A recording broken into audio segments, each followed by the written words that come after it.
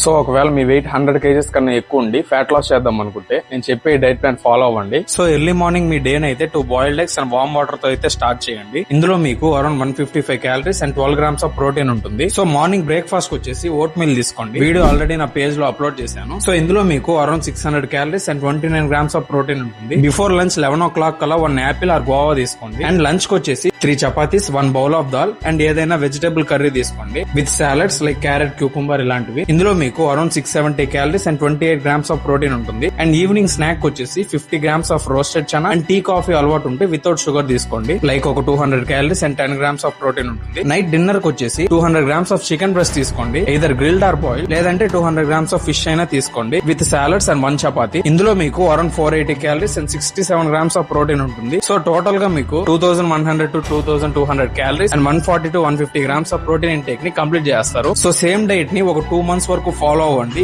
ఈజీగా 5 to 10 kgs వరకు weight loss అవుతారు. సో నెక్స్ట్ వీడియోలో 90 to 95 kgs బిట్వీన్ ఉన్న వాళ్ళకి డైట్ ప్లాన్ చెప్తాను. సో అప్పటి వరకు అకౌంట్ అయితే ఫాలో చేసుకోండి.